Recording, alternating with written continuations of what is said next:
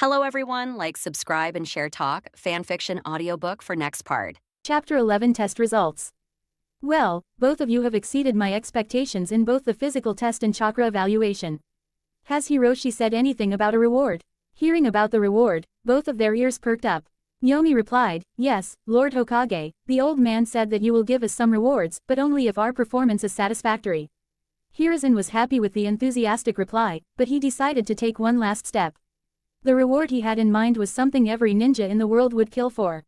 He asked, "Well, I have two options for you. First, I can give your orphanage enough resources so they don't have to worry about anything at all. Or, I can give you both a special jutsu that will make you powerful. You guys can discuss this and tell me what you want." Even though Kaida could easily see through Hiruzen's little act, he would have still chosen the same. He was not an ungrateful person who didn't know how to return favors. "Lord Hokage, we don't need to discuss this. We would like to choose the first reward. Please give our orphanage the resources you mentioned," Kaida said, and Yomi nodded her head with full confidence too. With a real smile on his face, Hiruzen said, "Power as well as character at such a young age. It is great for our village that we have talents like both of you. I will give the reward I promised, but you guys will also get to learn a jutsu from me when you graduate from the academy. Since my work here is done, I should get back to my duties." Both of them smiled and waved back to him. Kenji, still shocked by what he had seen, said, "You guys are selected for a special class and will get special accommodation. So you can pack your belongings and come in front of the academy in 5 hours. From there, we will take you to your new accommodation." The orphans who passed the entrance exam would no longer live in the orphanage. They were provided with small apartments in the residential areas, rent-free until they became ninjas, along with a small stipend to support themselves. They were not surprised about this as old man Hiroshi had already told them. They had already packed their belongings but still went back to the orphanage to say their last farewells and thank the old man for all his care and support. "Thank you, old man." Both Kaida and Yomi bowed and thanked the old man for everything he had done for them. "Well, I already knew you guys were going to be selected for the Ninja Academy, but still stay the same as you were here. Do your best, and one day you will make your parents and the whole village proud of you." Both Kaida and Yomi nodded. Yomi went to say her goodbyes to her friends, and Kaida waited at the entrance of the orphanage where he met Suri. "Oh, congratulations on the selection," Kaida said. "You too, I heard you guys will be in a special class." "Well, I am happy for you," Suri said with a smile. After a short conversation, Suri went on his way to the academy. After half an hour, Yomi also came out of the orphanage, and both of them made their way toward the academy. When they reached the academy, Kenji was the one to take them to their new apartments, which were close to each other. When Kaida went inside his apartment, he was happy because it was properly cleaned and very neat. While the rooms were small, they were more than enough for him. It had a small living room, a bedroom, a very compact kitchen, and a washroom. There weren't many gadgets in the home apart from a fridge, cooking stove, and other stuff needed for cooking. There was also a sofa in the living room and a bed with an alarm clock in the bedroom. He also saw a first aid kit. They both were told that they would be given around 2,000 ryo each month. Kaida found out that 1 dozen eggs cost 24 ryo, 1 liter of milk cost 9 ryo, and a packet of bread slices cost 5 ryo. 1 kilogram of meat cost 60 ryo. Various vegetables and fruits ranged from 10 to 20 ryo. He used to go to the market around the orphanage. He was really happy with the amount as it was enough for them to live without any tension about finances. Kenji also told them that they had 2 days before the academy would start and they would have to attend the entrance ceremony where Lord Hokage himself would give a welcome speech to all the new students. 9:23, 11:32 a.m. Ranveer Singh, Chapter 12 Academy starts. In the 2 days they had before the academy started, Kaida and Yomi decided to explore their surroundings. They discovered a market nearby, and the academy was about 20 minutes away from their homes. They decided to spend some of their free time in the library to study various techniques about chakra manipulation, which is required for performing any jutsu. In the library, they read multiple books about chakra manipulation. Kaida did most of the reading as Yomi became bored and went back to her room, but Kaida continued because he knew how important it was to build strong basics. The more he read, the more he learned about the powers of chakra.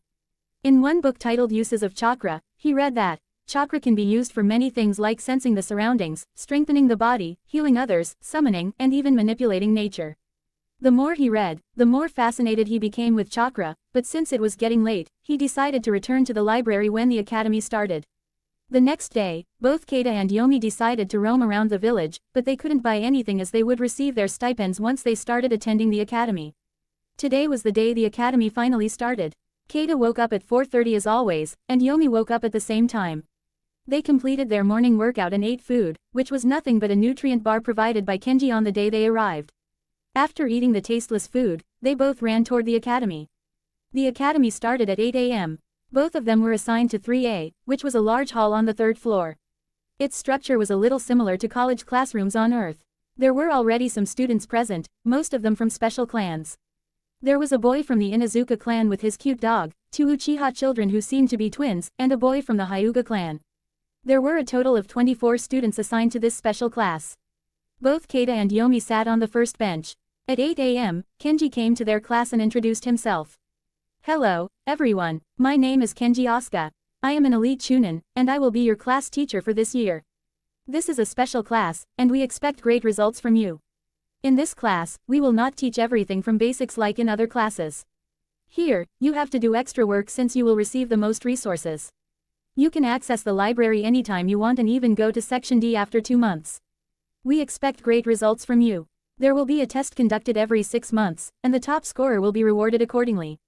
However, if someone's performance is not satisfactory, they will be transferred to normal classes, and some students from other classes may be transferred here according to their performance. After hearing this, all the students got a little nervous and excited about the special treatment they would receive. Since this was the first day, Kenji gave them a tour of the academy. They were shown all the classrooms, the library, the training grounds, and the canteen area. At the training grounds, various areas were shown like a running track, obstacle race track, shooting area, and balancing area with a lot of poles, among others. There was also a small pond at the far end of the training grounds. After the tour, they returned to the class. Kenji explained what they'd be learning this year. It seemed that most of the basics would be covered, but they would be taught in 1 month rather than a whole year. They were supposed to learn about chakra, hand signs, chakra control, taijutsu, the theory of genjutsu, shuriken throwing, along with normal subjects like mathematics, physics, chemistry, biology, language, history, geography, and civics for the first month, and after that, they would be taught actual jutsus. Most of the students were around 6 to 7 years old, with Kaida and Yomi being just 5 years old, 5.5 to be exact. The course was designed in such a way that they would require a minimum of 2 years to graduate from the academy. They would not just be taught the 3 basic jutsus like everyone else but also some E and D rank jutsus according to their attributes. After that, class was dismissed, and they were told they were free to do anything they wanted with the remaining time. Kaida decided to go back with Yomi since there was something really important for him to find. As they had received their allowance for the month, Kaida told Yomi about chakra paper, and they both decided to buy one to find their special chakra attribute. When they reached the shop, they were shocked to learn the price of the chakra paper was 500 ryo. It was an amount they would never have paid if they were not in the special class, but now that they were getting 2,000 ryo, they could afford it. The shop owner decided to explain the chakra paper to them. All shinobi know that chakra comes in the form of 5 basic elements: fire, water, wind, earth, and lightning. Most people have chakra that has an affinity to one of these elements. To find out what affinity someone has, pieces of paper made from a special type of tree are used to react to the slightest hint of chakra in various ways, depending on the nature latent in the chakra. The chakra paper reactions are as follows. Fire, the paper will catch on fire and turn to ash.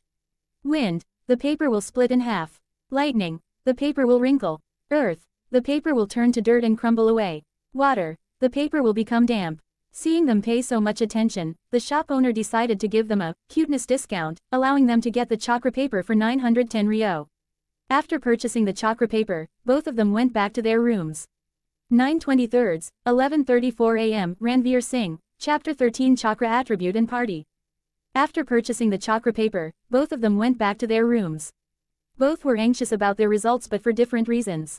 Yomi just wanted similar attributes to Kaida so they would remain together, whereas Kaida wanted lightning or air attributes since both increase the speed of a ninja, making a ninja very powerful.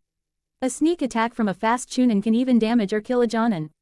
Since ninja are different from warrior, the person who remained alive till last will be the who is more powerful and speed can increase survival chance to a very high degree. Yomi decided to go first. She picked up a chakra paper, and it wrinkled when she passed a little chakra into it.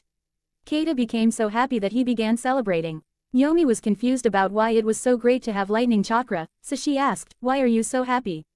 Is lightning chakra so great?" "Great. It is one of the strongest attributes you can possess. It is so rare that no more than 3 lightning users are ever present in Konoha, according to the library book." You will become powerful if you learn all lightning-related jutsus, Kaida said. Well great, you don't have to worry about anything now. Even if your attribute is not very strong, I will protect you, Yomi said, puffing her non-existent chest. Kaida just shook his head and decided to check his chakra attribute. He picked up a chakra paper and passed his chakra through it. The paper caught fire and turned to ash. Though disheartened, Kaida consoled himself. Even though the fire attribute doesn't make you faster than others, it is a powerful and destructive attribute. All fire-related jutsus are known for their destructiveness. Seeing his face, Yomi tried to cheer him up. Don't worry, Kaida, I am sure those book writers didn't know anything, and you will also become super strong. Seeing her try to cheer him up, Kaida's mood improved. He decided to celebrate today as the start of the academy and Yomi's lightning chakra attribute. Well, I am not particularly sad, as my jutsus, though not fast, will do more damage than yours. But since we haven't celebrated our academy selection and have just learned this great news, why don't we celebrate today? Oh, so we are going to eat outside. I was getting fed up with those nutrient bars. Well, no, we are not going to eat outside. Rather, I will cook something for us. No thanks, I don't want to attend the academy with an upset stomach tomorrow. And when did you learn about cooking? Kaida thought, well, I can't say that I had cooking as my hobby in my previous life, can I? I read about cooking in the library. Well, if you don't want it, you can eat your nutrient bar, Kaida said. Well, if you are that desperate, then I can't help it. I will help you by tasting your food, Yomi said. Thank you for your generosity, Yomi-sama, Kaida said while bowing slightly. Shishishishi, Yomi laughed at Kaida's antics. Kaida went to the market to get the ingredients for cooking. The kitchen in their house was designed for kids, so Kaida could easily cook there. Since they were still growing, the food he decided to prepare was rich in protein and all required vitamins while still maintaining flavor. The dishes were fried bacon, steak, a full-size sandwich with a meat patty, some veggies and pickles, and pudding as a dessert. He also bought some carbonated drinks from the shop. Seeing all the prepared food shocked Yomi, but after smelling the delicious aroma, she wiped the drool off her face and they both sat down to eat. The steak, marinated with spices for an hour and roasted on coal to give it a smoky flavor, was splashed with bacon fat and rivaled steaks from famous restaurants. Other foods were also great, and after eating just nutrient bars with no taste for 2 days, this food tasted even better. After eating everything available, both of them sat with their backs against the wall. Wow, I didn't know you could cook this good. I appoint you as our chef, Yomi said, patting her bloated belly. We will stick with the nutrient bar as cooking takes too much time, Kaida said, but after seeing tears building in Yomi's big round eyes, he added, but I can make breakfast daily as it doesn't take much time. But you have to do the dishes, and no, those eyes will not work on me this time. Tisk, Yomi clicked her tongue. Kaida could always see through her acts, but she was too cute to say no to. Okay, you can go back to your room and make sure you complete your leaf concentration exercise. Okay, sensei, Yomi said playfully and left for her house. With free time for himself, Kaida decided to stick with the leaf concentration exercise since they hadn't been taught any jutsu yet. After learning any jutsu, he would divide his time between leaf concentration and practicing jutsu. But first, clean this mess, he said after seeing the dishes and utensils he had to clean. After finishing all the chores, Kaida sat down and started practicing leaf concentration for the whole night, shifting between meditation and leaf concentration. This is the reason behind his high amount of chakra. Due to meditation, he didn't have to sleep compulsorily. The meditation technique he was taught had a similar relaxation effect to sleeping, and chakra also energized him. Due to this, he only slept once a week, practicing the same exercise daily. He would have even more chakra if he focused more on its amount rather than its control. But his bloodline and constant practice rapidly increased his chakra even without trying. 9/23, 12:46 p.m. Ranveer Singh, Chapter 14 Hand Signs. After practicing leaf concentration and meditation for the whole night, Kaida and Yomi began their morning exercise at 5 a.m. It was just a modified version of what they used to do at the orphanage. When they went back to the orphanage after the entrance exam, Hiroshi gave them a new training plan since their previous one would become useless in a month or two.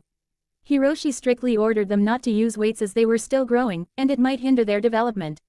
After completing the exercise, they took a bath and went towards the academy after eating a breakfast Kaida made using eggs, which was a variation of a normal omelette. They reached the academy 5 minutes before Kenji came, so they decided to get to know their classmates. Hi, my name is Kaida and this is Yomi. We are also in this class. I hope we will get along with each other, Kaida said with a smile. Screw off, show off. Who wants to be friends with you guys?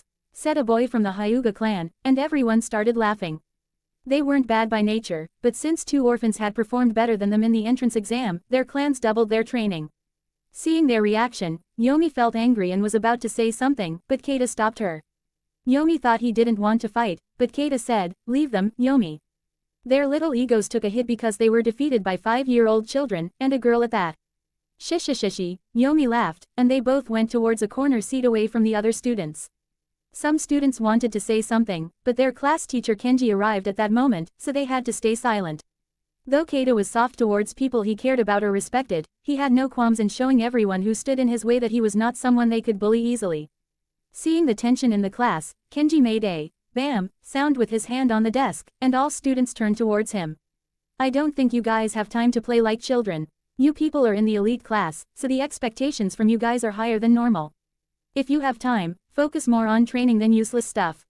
Kenji saw the tension between others and Kaida and Yomi, but he decided to ignore it since friendship can't be forced. He started teaching normally. "Well, as I said yesterday, you guys will also learn the basics. So today, we will learn about hand signs and chakra control. The hand signs help shinobi correctly gather and shape their chakra to perform ninjutsu, genjutsu, or any techniques. A technique is carried out by effectively executing the necessary fundamental hand signs in a certain order. To perform each technique successfully in combat, a specific set of hand signs must be memorized and summoned. So, let's look at the 12 basic hand signs that every shinobi must learn. Now concentrate, I will perform all 12 hand signs." After performing all hand signs twice slowly so everyone could easily follow his hand movements and memorize them, he continued, "We will teach you guys basic jutsu, which are the transformation technique and the clone technique. But first, you guys have to memorize all the hand signs. Now let's learn about what each hand sign is used for. And I am not writing each hand sign use as it is not important and just extra unnecessary knowledge." They continued the class for 2 hours. After that, they were given a 10-minute break followed by a 2-hour theory class. At the end of the class, Kenji said, "Our class is now over. You guys can go and eat your lunch, but I advise you to eat a little less since we will start our taijutsu classes. Even though we are not starting duels now, the physical exercises are still not going to be easy." Kenji left after the class, and both Kaida and Yomi went towards the garden to eat their lunch. While they were simply eating their nutrient bars, a boy from the Inuzuka clan, known for having dogs as their partners, approached them. "Hi, my name is Ryota Inuzuka. Sorry for this morning's incident. Everyone has to go through very hard training because they lost to you guys. That's why their mood is off. It's not like we are angry or anything. If they don't want to be friends with us, we are okay with it. Let's leave them aside. How about you join us for lunch? I always wanted to pat this cute gentleman ever since I saw him at the entrance exam," Kaida said, moving towards Kiba with a treat in his hand. Yes, he carried the treat since he was a dog lover even in his previous life. Kiba, seeing the treat and not sensing any bad feelings from Kaida, jumped towards him, which shocked Ryota a lot since Kiba normally avoided strangers and only trusted his family members to be this friendly. This drastically improved Kaida's image in Ryota's mind. "It's not fair, I also want to play with him," Yomi shouted, but this shocked Kiba, and he ran back towards Ryota. "You scared him, he is still young, so you have to be gentle around him," Kaida said. "How do you know so much about dogs, Kaida?" Ryota asked. "Well, I read about them in the library after seeing him during the entrance exam." "Woof woof," came the response from Kiba, wagging his tail left and right. 9/23, 12:48 p.m. Ranveer Singh, Chapter 15 Taijutsu. "Woof woof," came the response from Kiba with his tail wagging left and right. Kaida and Yomi ate their lunch with Ryota. Well, they only had an energy bar for their lunch. After eating, Kaida and Yomi played with Kiba for the remaining time. The bell rang, and they moved toward the training ground as it was time for their taijutsu class. It was a really important class for Kaida and Yomi as they did not have a clan like the Hyuga clan that could teach them about taijutsu. Even though what the academy taught about taijutsu couldn't compete with taijutsu of other clans, it was still better than nothing. When they reached the training ground, Kenji was already present there. Seeing the last students arrived, he began speaking. "We are going to learn about taijutsu now. Taijutsu is a basic form of technique and refers to any techniques involving martial arts or the optimization of natural human abilities. Taijutsu is executed by directly accessing the user's physical and mental energies, relying on the stamina and strength gained through training. It typically does not require chakra, though chakra may be used to enhance its techniques. Taijutsu generally requires no hand seals to perform, occasionally making use of certain stances or poses, and is far quicker to use than ninjutsu or genjutsu. Taijutsu is, simply put, hand-to-hand combat. Although it is used by nearly all shinobi, only a few of them use it as their primary fighting style. Here you are not going to learn any advanced form of taijutsu, but we will focus on basics and building a foundation, as it is very difficult to change or learn a new type of taijutsu after learning one type of taijutsu. Now everyone, I hope you have understood what I have said. Yes, sensei, everyone replied. Now get ready. First, you all have to run 2 laps around the training ground for the warm-up. After listening to Kenji's words, everyone began running. While running, Kaida was thinking, finally, I can start learning taijutsu. I am not sure I will even be able to reach Rock Lee or Guy's level, but still, taijutsu is important if I want to become strong. And just doing the same exercise daily was getting boring. Now we can start learning something new. When they finished running, Kenji started teaching them about the correct posture of punching and kicking. In taijutsu, everything comes from your stance. Your power, your mobility, your strikes, and grapples and defenses, all begin with your stance. We will be learning the 4 prerequisites of proper foundation. 1. Angles. 2. Balance. 3. Posture. 4. Continuity. The angle, balance, and posture of your body while performing any form of taijutsu are important. Now watch carefully. I will show you proper postures of some basic moves, so watch carefully and learn. Kenji began performing some basic punches and kicks. Everyone was focusing on his every move, but the person focusing most was Kaida, as everyone else had already learned about this in their clan. After performing a total of 10 forms of punches and kicks, Kenji stopped, and now it was the turn of the students to follow through. Only the boy from the Hyuga clan and the twins from the Uchiha clan were able to replicate it completely. Kaida and Yomi were having some problems performing those moves. Seeing this, a smirk emerged on their faces which irked Kaida to no end, but he couldn't do anything to them, so he focused on his posture. Kenji corrected their mistakes from time to time, and after 2 hours of continuous practice, Kaida was able to perform those moves to a satisfactory level.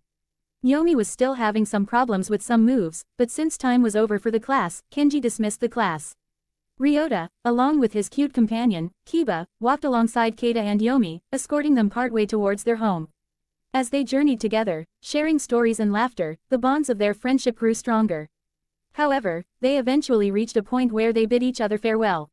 Kaida and Yomi went toward their homes. Since they had nothing important to do, they decided to simply practice till night and go for dinner, since eating an energy bar, though it provided all the nutrients for the body, did not provide the satisfaction of having a full belly. Kaida entered his house and began training his chakra control. Even though he was still just a child, his chakra control could be compared to elite shunins, at least due to constant practice in his unique bloodline. He could now easily pass chakra from any part of his body as well as maintain the flow and amount of chakra he wanted to pass.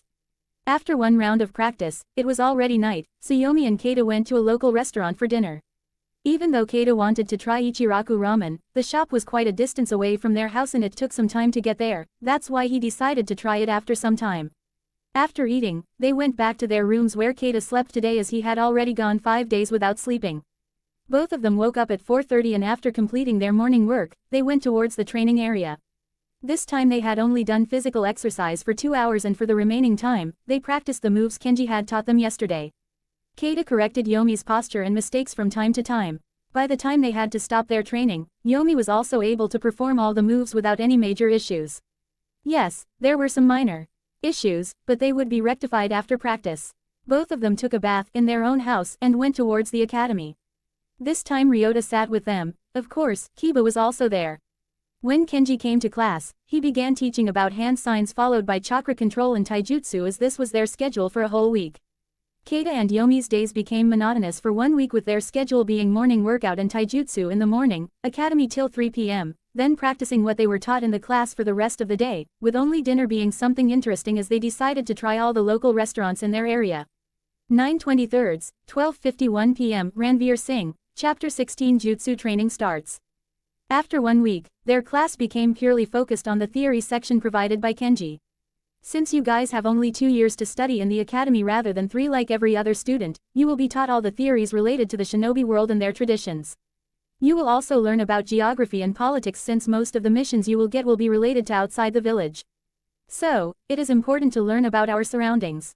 Normal classes like mathematics and science will also take place. You guys will have 6 whole months to focus on theory.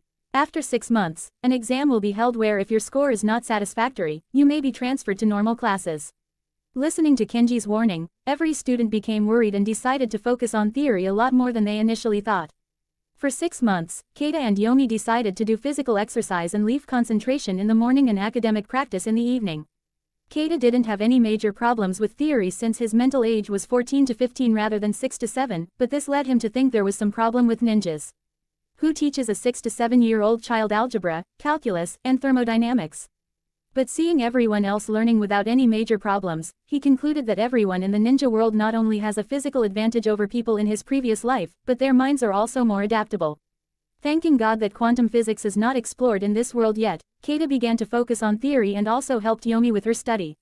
Though she was not on the genius side, considering normal standards, she was above average. Sometimes Ryota also joined them in their study time, and this was how they spent most of their 6 months. On the day of the exam, Kaida, are you not even a little worried about the exam?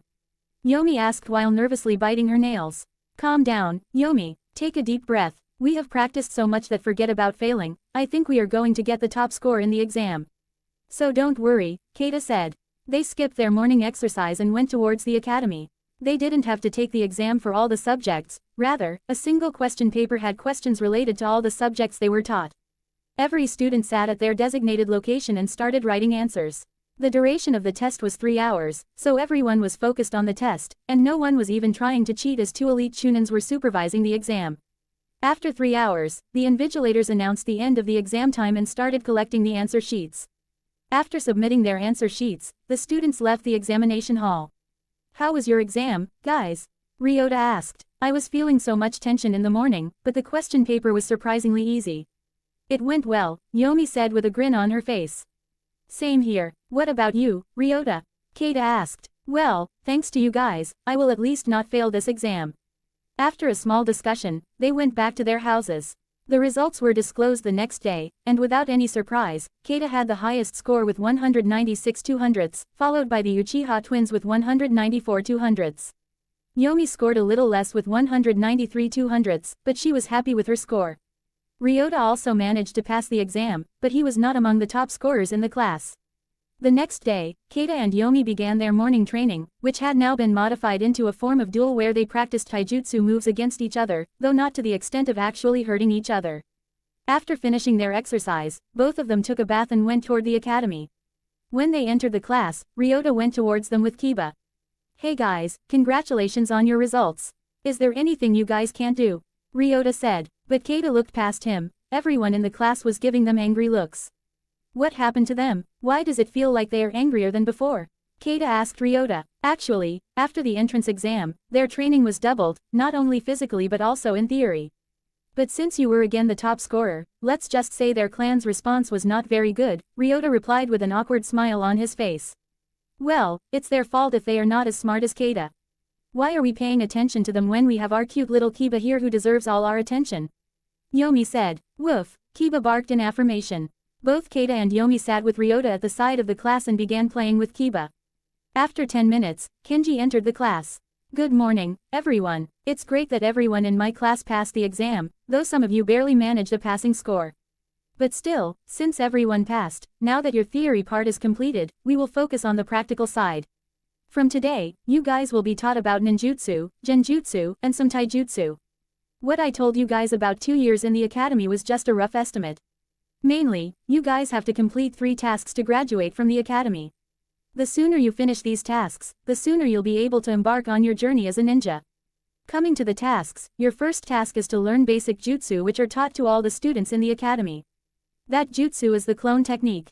This is a basic technique that every shinobi can use. For this technique, users create one or more afterimages of themselves to move alongside them. Unlike most other clone techniques, these afterimages have no substance and thus are incapable of damaging opponents. Because of this, it is only useful for distracting enemies while other attacks are prepared. But don't underestimate this jutsu just because it is an E rank. A momentary distraction is what an experienced ninja needs to change the direction of the fight. The hand sign for performing this jutsu is. Now, the next jutsu will be the transformation jutsu. This technique is most often used to disguise the user as another person, but they can also turn into an animal, plant, or inanimate object.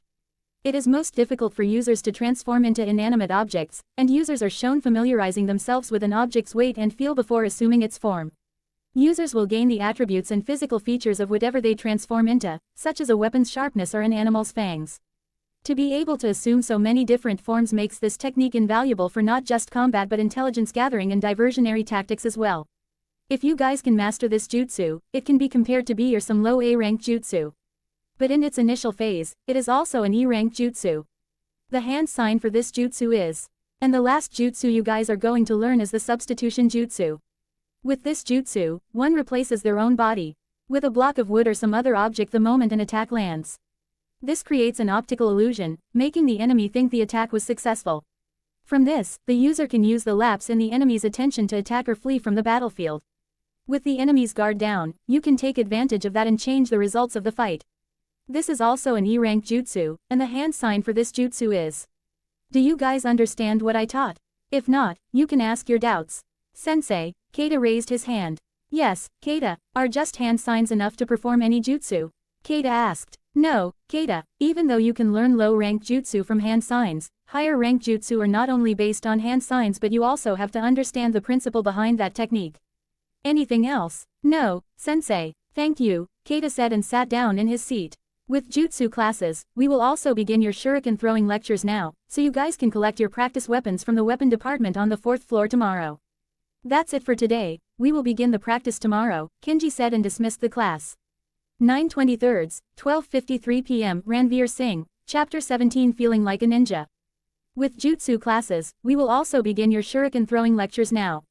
You can collect your practice weapons from the weapon department on the 4th floor. That's it for today, we will begin practice tomorrow, Kenji said and dismissed the class. Kaida decided to go to the library since they were now allowed to access the D section, which stored D-rank jutsu. However, his purpose for visiting was not for the jutsu but for something else.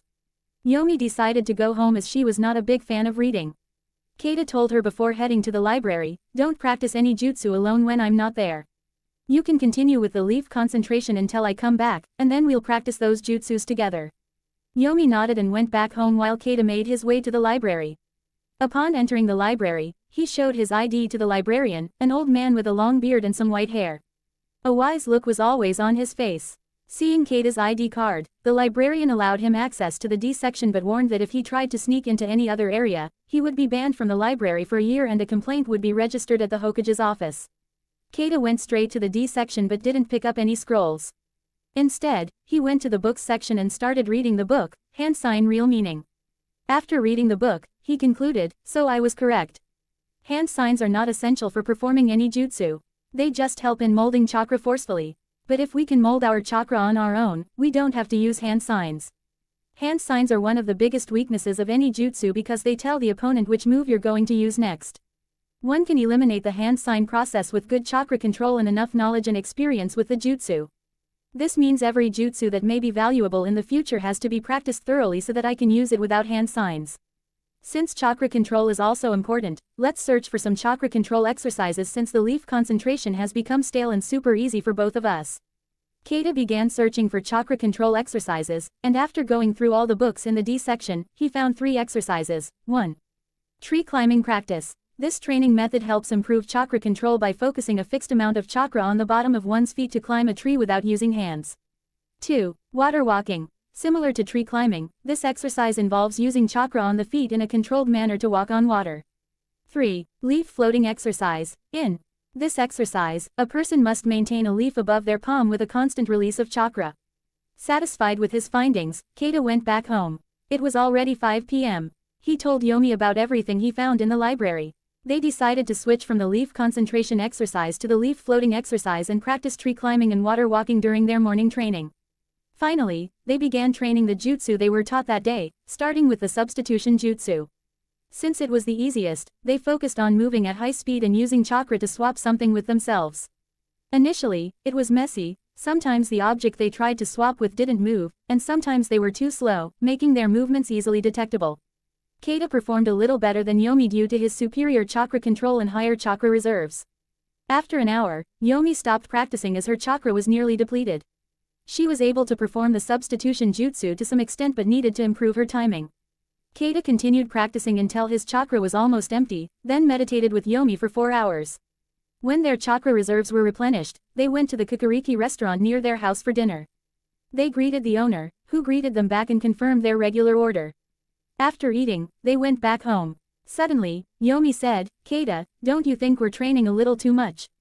We haven't gone outside aside from eating since we became academy students. I know training is important, but let's take some breaks too. As the old man said, breaks are also part of the training. That's when it clicked for Kaida. He had never considered Yomi's feelings when planning everything. He forgot that Yomi was still just a child who sometimes wanted to play like other children. He thought she would also enjoy getting stronger like him, but now he realized his mistake. Seeing him silent for some time, Yomi thought he was angry after hearing her request, so she said, on second thought, we don't need a break. Don't be angry, we can continue our training as usual. Hearing this increased Kaida's guilt. He said, I'm sorry, Yomi. I'm not angry, and you're right. I was too focused on training and forgot how important breaks are and how much you like to go outside. But it's never too late. Starting today, we won't train on our weekly holiday and we'll do all the things you want. Okay, yes, let's have a tour of the village this time. Kaida nodded, and they started discussing all the things they would do on their holiday. After discussing for 15 minutes, they went back home. Kaida decided to practice the leaf floating exercise. After trying it for the first time, he was shocked by his findings. The leaf floating exercise required more than 5 times the chakra of the leaf concentration exercise. If he tried to rotate the leaf, the chakra consumption increased to 6 times. According to his calculations, he could do the exercise for a maximum of 1 hour with his full chakra reserves. Since he was not in optimal condition, he decided to meditate and replenish his chakra reserves. After 4 hours, he started the leaf floating exercise again. Unlike the leaf concentration exercise, it was mentally taxing. After completing the exercise, Kaida decided to get a full night's sleep. 9:23, 12:55 p.m. Ranveer Singh, Chapter 18 Frist Outing Preparation. Hey guys, if you like what you're reading, then please support this fanfic, recommend it to your friends maybe carrot. In the morning, Kaida woke up fully refreshed. He completed his morning routine and went to Yomi's house to take her to training. They both went to their training area and started their morning workout. After 2 hours, they began the tree climbing exercise. Yomi tried first, and she was able to climb some distance, but after reaching 5 meters, her concentration wavered, and she fell. Kaida, already on alert, jumped and caught her midair, bringing her down in a princess carry. Yomi blushed and silently wished time would stop so she could stay like that, but Kaida gently put her down and said, it's all right, Yomi. I'll wait until you can do this without any major problems, so don't worry. Yomi nodded and started climbing the tree again. This time, she maintained her full concentration on the chakra flow in her legs. She reached the highest point possible, but when she turned to come back down, she became nervous, and her concentration wavered again. She fell and landed in Kaida's arms once more. After practicing for an hour and falling 4 times, Yomi was finally able to climb and return 4 times in a row. Kaida then began his tree climbing exercise, and Yomi stood guard for him, knowing firsthand the consequences of a momentary distraction. Kaida didn't say anything and started climbing. He reached the top on his first try, but when he turned to come back down, his chakra flow wavered, and he nearly fell. However, he managed to stabilize himself and came back down. He repeated the process a few more times to reassure Yomi that he didn't need help with this exercise. Once Yomi was assured, she resumed her own exercise. After completing the exercise, they both went back to their houses, took a bath, and left for the academy. The first thing they did was get their weapons, as Kenji had mentioned. Upon reaching the weapon room on the 4th floor, they were taken aback by the variety of weapons available, kunai, shurikens, different types of swords, and more. They made their way to the receptionist and showed their ID cards. The receptionist made their entry and gave them a packet containing 2 kunai and 6 shurikens. Though not as sharp as those carried by other ninja, the weapons were not dull either. Their sharpness was reduced slightly to prevent severe injuries during practice. After collecting their packages, they went to their class where everyone was already present. Kaida and Yomi joined Ryota and Kiba, but before they could talk, Kenji entered the class and began teaching. I hope everyone has started practicing the jutsu I taught yesterday. Today, we will discuss various uses of the jutsu. He began teaching various standard uses of the jutsu, and everyone listened attentively, some even taking notes. After the class, they were asked to come to the training ground where another teacher was present. Seeing the doubt on their faces, Kenji explained, some things are easier to learn by seeing them in practice, and weapon training is one of them. So, Kaito-sensei and I will demonstrate the usage of kunai and shurikens in a fight. Watch carefully. After everyone was seated, the demonstration began. Kaito started running around Kenji at high speed, throwing shurikens at him, which Kenji deflected with his kunai. After throwing 12 shurikens, they engaged in close combat with kunai as their main weapons.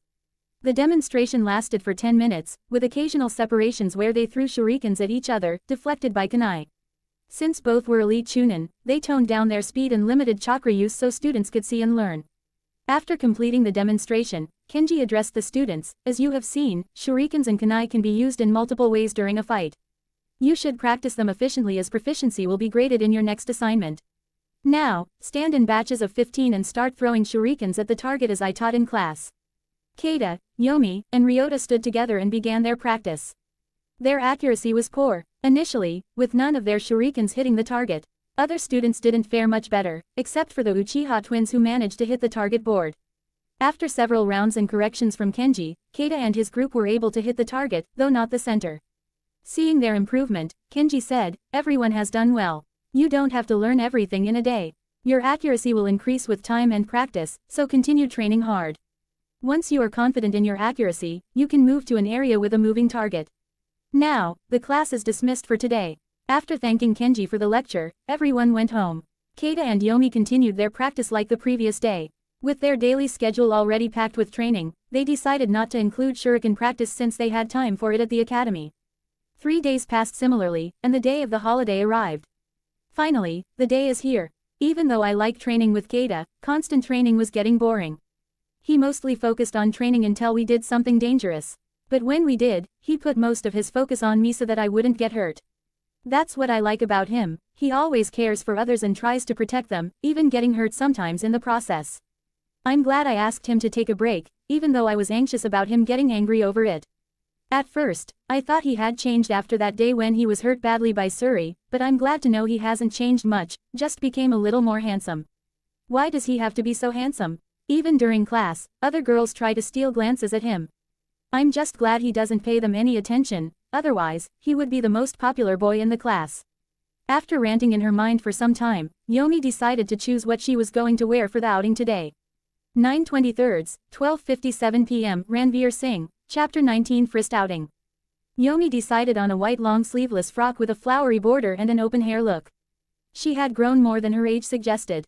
In the ninja world, children grow up a lot earlier than you might assume, as they are considered adults at the age of 14 to 15, the age when students normally become genin. Due to early chakra activation and constant physical exercise, she had grown to a height of 5.0 feet with a slightly curvy figure, easily confused with girls of 12 or 13 years old. Kaida also didn't lack in this part. He had gone to extra lengths during physical and chakra control exercises, passing chakra through every part of his body. He attained a height of 5.3 feet with a muscular build, maintaining both speed and strength. With his already handsome looks, his personality was now enough to turn heads when he crossed any street. Kaida decided to wear a simple red t-shirt with black patterns to complement his hair, paired with blue jeans and a simple pair of black shoes. At 7:30, he went towards Yomi's house to pick her up.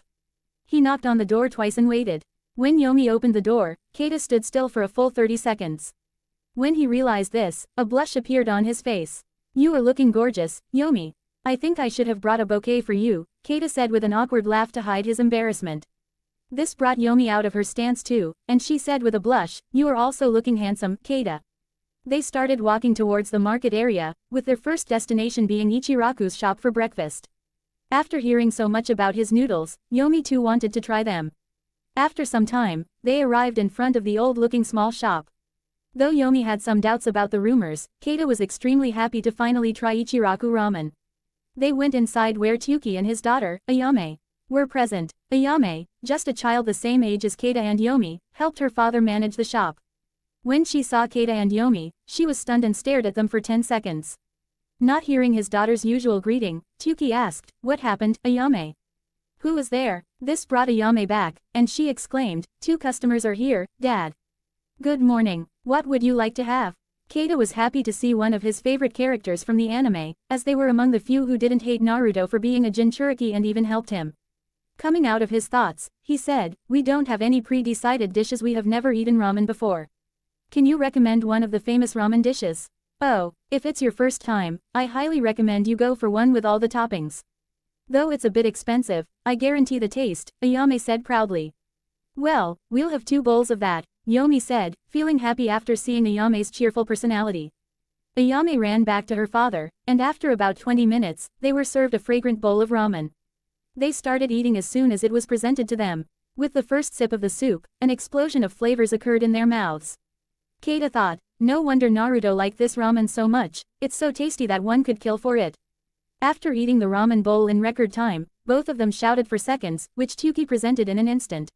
Seeing their confused faces, Tuki said, I've run this shop for more than 2 decades, so I have enough experience to judge how many times a person will ask for another bowl. They were too focused on the ramen to think of anything else. After eating 5 bowls each, they left the establishment. Though a little expensive, they decided they could eat this ramen once a week, even if they had to survive on energy bars for the rest of the week. After eating, they went to the park, sat on a bench, and talked about various topics related and unrelated to ninjas or the academy.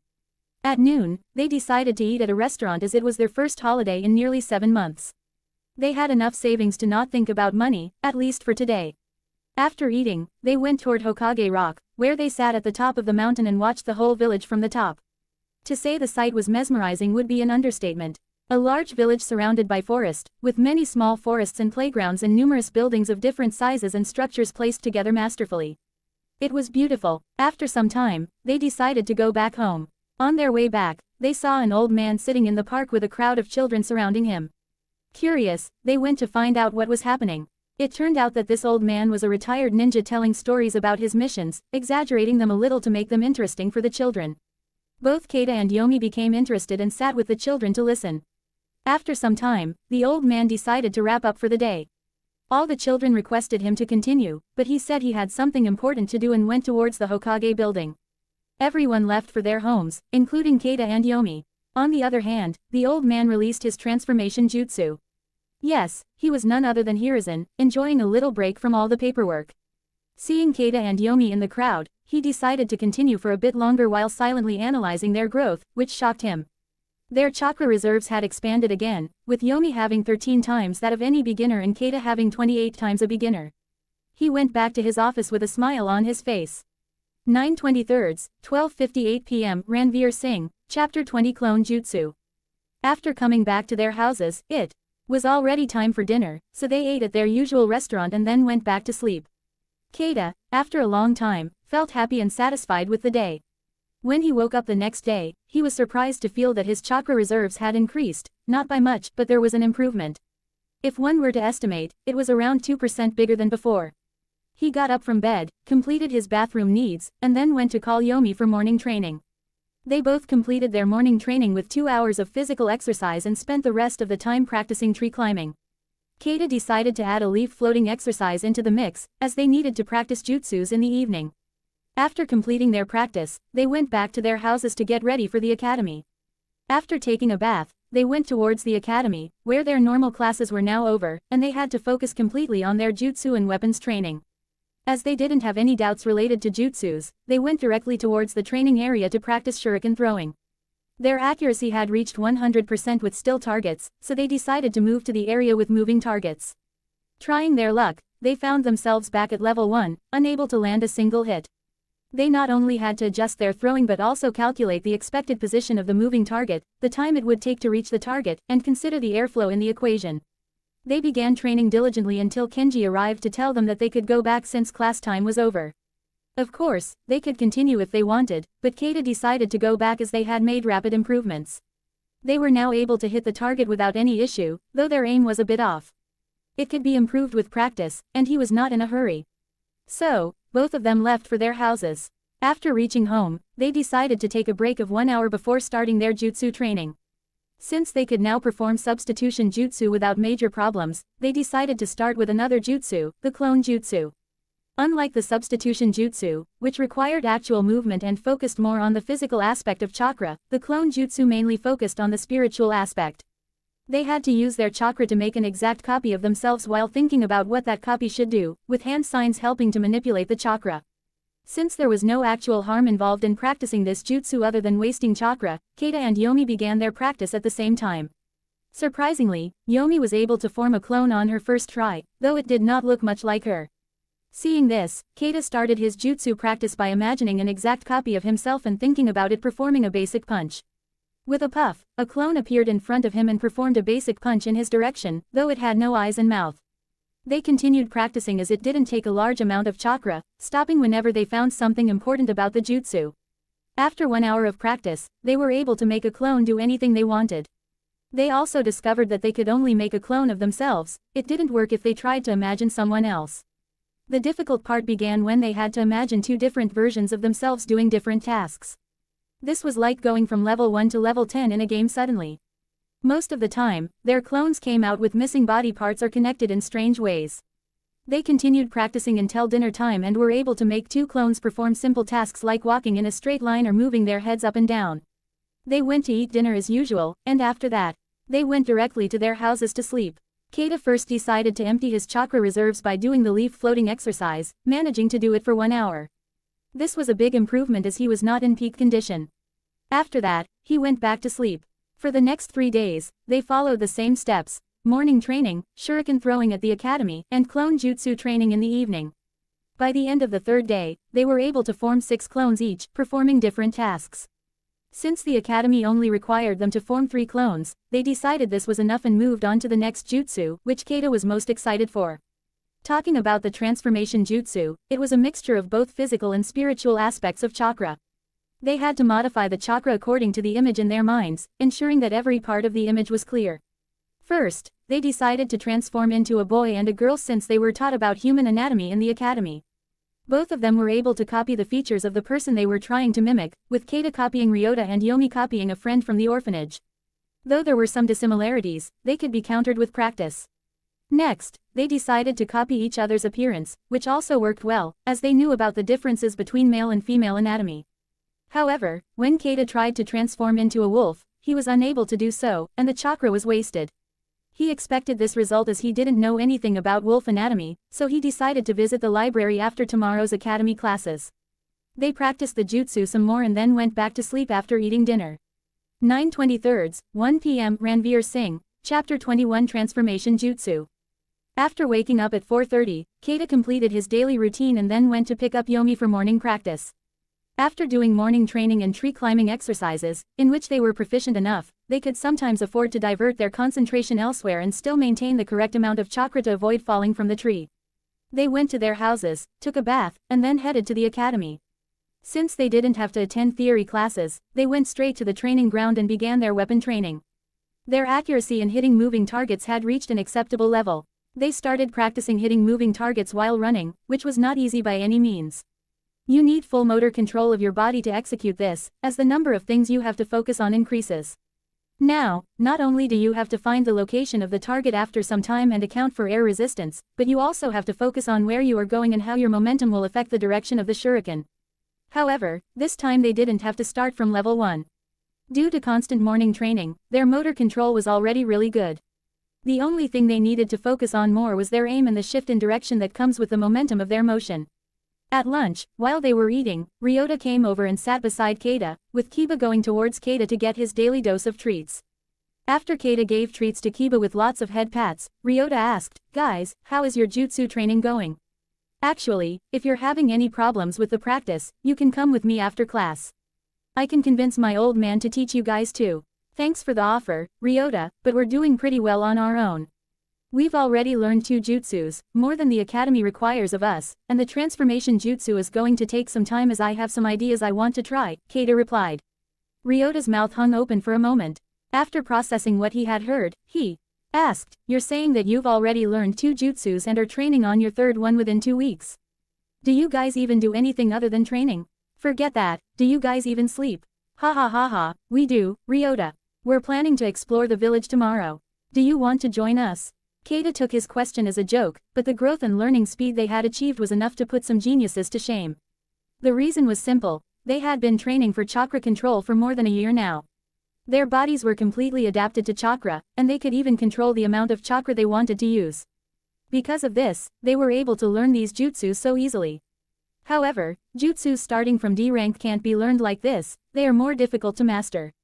With each increase in rank of the jutsu, the difficulty also increases many times. Ryota just stopped thinking about it and accepted that they were geniuses.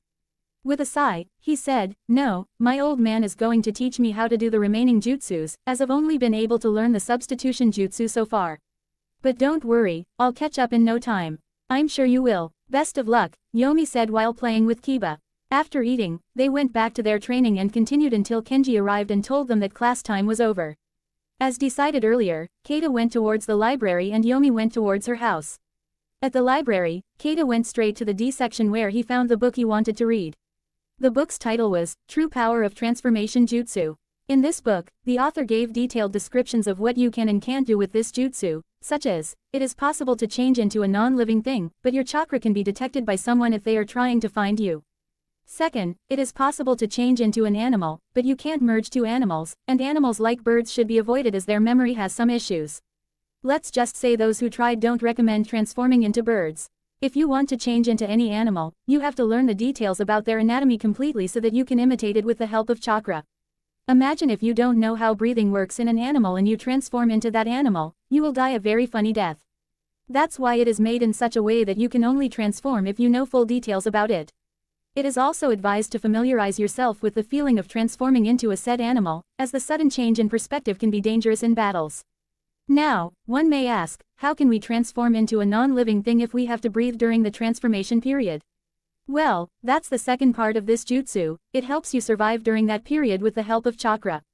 Because of this, the chakra expenditure is also very high if you transform into any non-living thing, and it is advised not to try this unless necessary. After all the details, several images and descriptions of different animals were given in the book. This was the main reason Kaida was reading it. He took some scrolls and started writing details about some animals he wanted to transform into. After writing down the details of 4 animals, dog, cat, monkey to blend into the environment in the future, and lastly, lion just for fun, he placed the book back where he had taken it from and went toward his home. He then headed straight to Yomi's house to start their practice for the day. They made their way to the training ground where Yomi started to try and transform into Kenji while Kaida watched and gave feedback where he could see differences. At one point, it became awkward when Yomi transformed into Kenji with boobs. Kaida just turned his head away because he didn't want to see his sensei in that form. When Yomi realized her mistake, she cancelled the jutsu, and both of them laughed their heads off. When Yomi was able to copy Kenji to an acceptable level, Kaida started his training. The first animal he decided to transform into was a monkey. As the book had mentioned the sudden shift in perspective, he decided to transform into an animal that somewhat resembled a human. 9:23, 1:02 p.m. Ranveer Singh, Chapter 22 Mighty Roar. Training. The first animal he decided to transform into was a monkey. As the book had said about the sudden shift in perspective, he first decided to transform into an animal that somewhat looked like a human. Kaida imagined a complete image of a monkey with all the body parts he had read about today. As a die-hard fan of Ben 10, he visualized himself transforming like an alien, with each cell changing into something different. When he performed the hand sign, at first nothing happened. He thought it didn't work, but just as he was about to stop, white smoke started to emerge from his leg and slowly covered his head. With a puff, all the smoke dispersed, and Kaida was transformed into a monkey. Yomi, seeing that Kaida was able to perform this difficult task, wanted to congratulate him. He looked just like a normal monkey, a little fit one, but nothing out of the ordinary. On the other hand, it was getting awkward for Kaida, as his clothes had not transformed with him, so he was standing there naked. Coming out of his pile of clothes, he started to walk but fell head first. That was when it clicked to him what the book meant when it said it would take some time to get used to the change in perspective. He went over his memory for details about monkeys and then remembered that monkeys use their tails to balance themselves. He began his practice again. The first thing he did was forget how to walk and started to find the best way to walk according to his new body.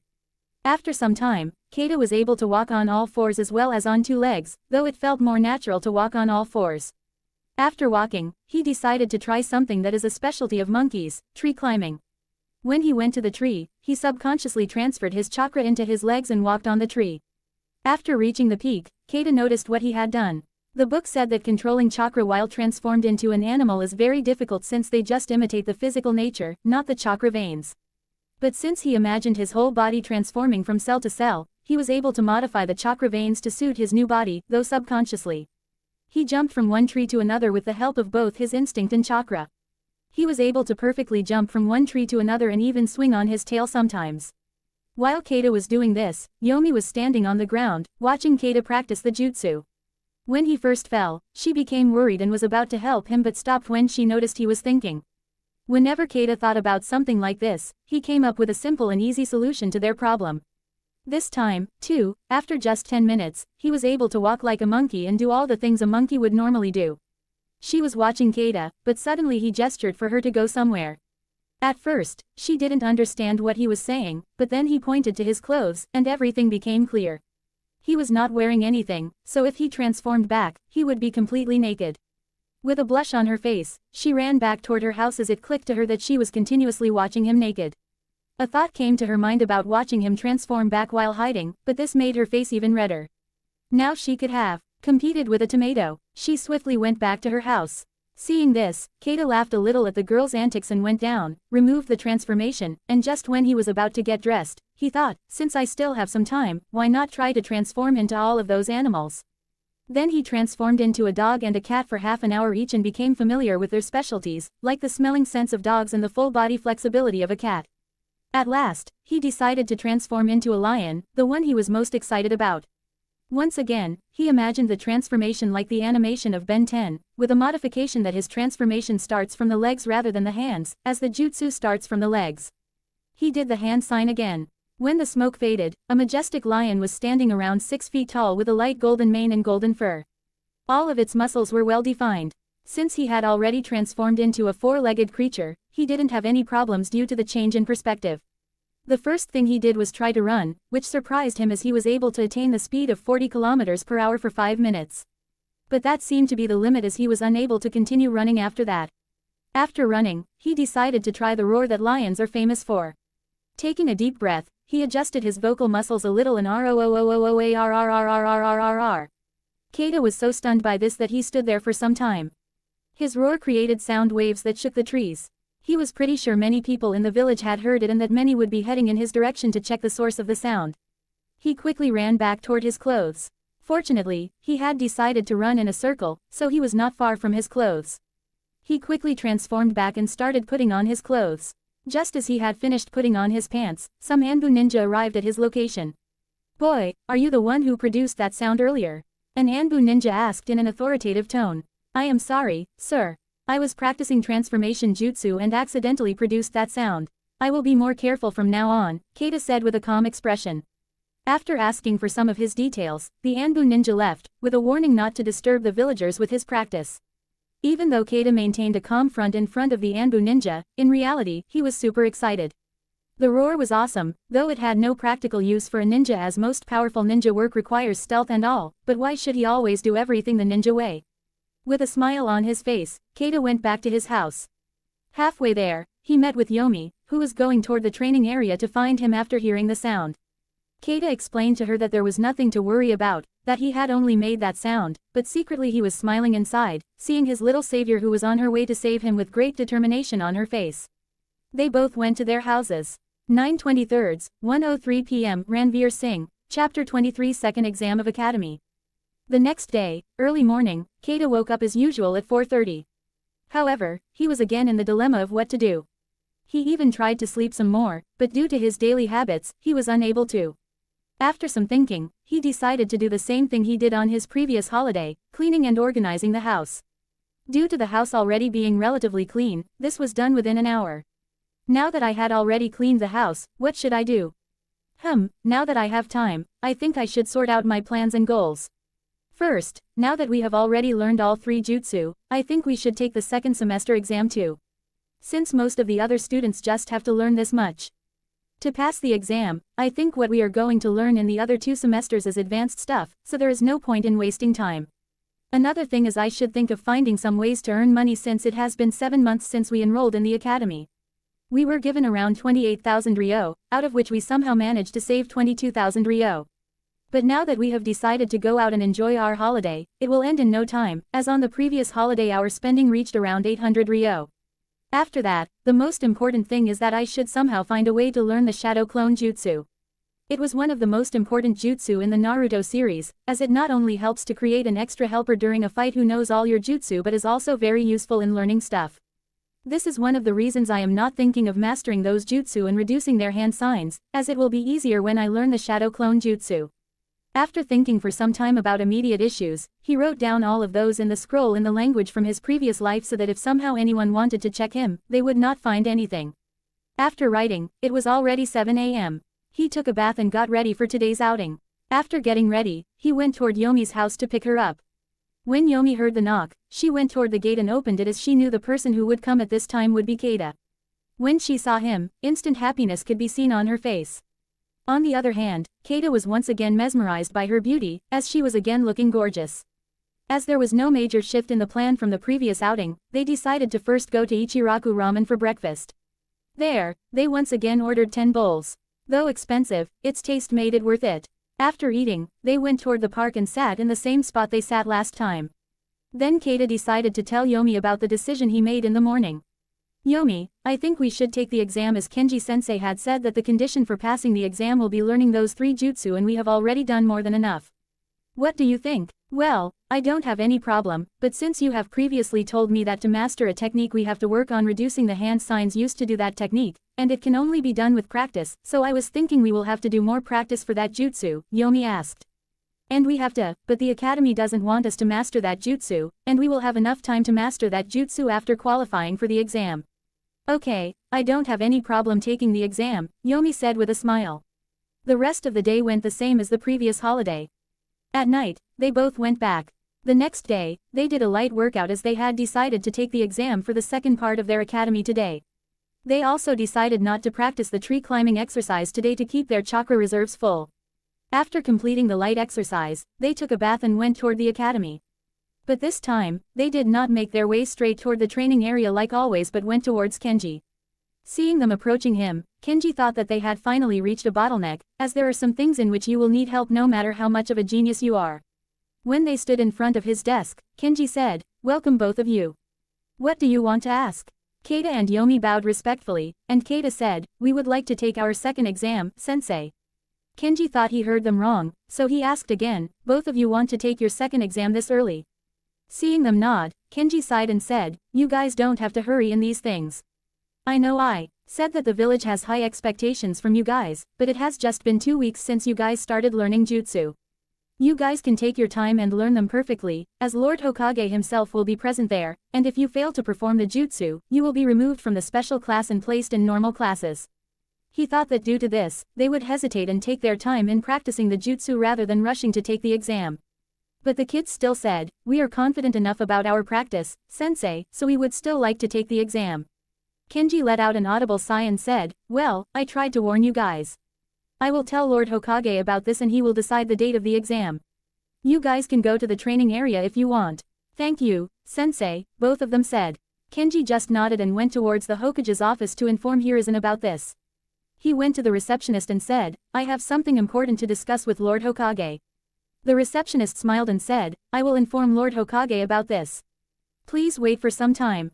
Kenji nodded and went to sit on the sofa present in the corner. After some time, the receptionist informed Kenji that Lord Hokage was calling him. 9:23, 1:05 p.m. Ranveer Singh, Chapter 24 Taking Second Exam. Kenji went towards the Hokage's office. After reaching the front of his room, he knocked. "Come in." Kenji entered after listening to the command. He bowed and greeted, "Lord Hokage." "Good morning, Kenji. So, what do you want to say?" "Sir, 2 of my students think that they are ready to take the second exam. Even though I tried to tell them that they should take their time in learning this jutsu, they kept saying they are confident enough to take the exam," Kenji said with frustration in his voice. Hiruzen smiled and asked, "Are those students Kaida and Yomi?" Kenji was surprised by this sudden question. How did Lord Hokage know about their names since this incident had just occurred? Seeing his face, Hiruzen replied, "They both are quite hardworking and talented, so it was not difficult to guess their names. You can go back and tell them they will have to take their exam in 1 hour in training area 13. Kenji just nodded respectfully and left. Hiruzen had a smile on his face thinking about how Konoha would have 2 more talented ninjas in the future. He called his secretary and told her that he would be busy for 2 or 3 hours. He then told Shikaku to handle the work in his absence after 1 hour. The secretary just nodded and went back. Shikaku, from the Nara clan, the father of Shikamaru Nara, and the current Jonin commander of Konoha, had a great mind but a lazy personality. When he heard that Hiruzen transferred all his work to him, he couldn't help but curse under his breath.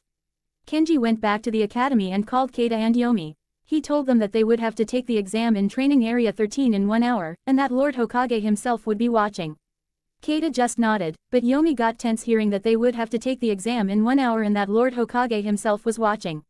But remembering their training and Kaida's confidence in their ability when he was talking to Kenji, she calmed down. They swiftly made their way toward Training Area 13. Konoha has many forests inside the village, with varying lengths named as training areas for ninjas. One can pay and book a training ground if they want to practice something new or dangerous. Training Area 13 was in the west of the academy. It was a flat ground the size of 4 football fields, surrounded by a thick layer of trees. Kaida and Yomi went to the training area and started doing warm-up exercises. After around half an hour, Kenji and Hokage came to the training area. Seeing both of them doing some light exercises, Hiruzen smiled a little. "Both of you come here, it's time to begin the test," Kenji said. When they heard the command, both of them went toward Kenji. Seeing that Hokage was present, both of them bowed their heads. "It has been so long, how are you guys doing?" Hokage asked. "We have been practicing hard, just as you said last time," Yomi replied with a wide smile on her face. "Very well, I heard that you guys want to take your second exam. Are you guys confident in your use of shuriken and those 3 jutsu?" "Yes, Hokage," Kaida replied. "Very well, you guys have to show your skills in shuriken throwing. Hit those targets first." When he said that, 3 targets emerged from the ground at a distance of 250 meters. First, Yomi decided to take this test. She went forward and threw 3 shuriken back to back, and all of them hit the dead center of the target. Similarly, Kaida took the test, and with similar speed, he hit the target back to back at dead center. Seeing this, Hiruzen smiled and said, "Very good. Now I will throw a target in the air at the same distance. You guys have to hit the target before it reaches the ground." This time, Kaida decided to take the exam first. Hiruzen used his chakra to make a target like the previous time but tossed it in the air. When it was in the middle of the air, Kaida took out a shuriken and threw it at the target, hitting the dead center again. This was enough to pass any student, but Hiruzen decided to check the limit of Kaida, so this time he tossed 3 targets at once in the air. Seeing this, Kaida took out 3 shuriken and threw them one by one. All of them hit the target at the center. This time, he threw 5 targets in the air. Seeing Kaida, Hiruzen quickly shifted toward Yomi and shouted, "Yomi, give me your weapon bag." Yomi threw her bag as fast as she could. Kaida caught the bag and swiftly took out 5 shuriken from it and threw them at the target one by one. But due to time constraints, 1 shuriken missed the center by a little.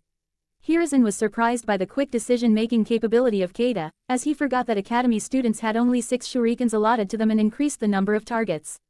He turned toward Kenji and asked, "Can you please retrieve those shurikens?" "Yes, Lord Hokage." Kenji quickly used the body flicker jutsu and brought all those shurikens back. Hiruzen pointed toward Yomi, and Kenji gave all those shuriken to Yomi. Yomi quickly understood what that meant. This was her time for the test, so she got ready. Hiruzen once again did the same thing, and Yomi was able to hit all the targets. After Yomi hit her last target, Hiruzen said, "Very good, both of you. That's enough. Now let's proceed toward jutsu." Kaida and Yomi became ready to show their progress in ninjutsu.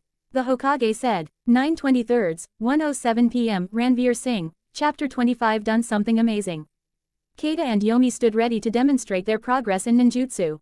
The Hokage turned to Kaida. "Kaida, I want to confirm something first. One of my Anbu ninjas mentioned that a student caused a deafening roar 2 days ago, and the description he gave matches you. Did you create that sound?" "Yes, Lord Hokage," Kaida replied, bowing slightly.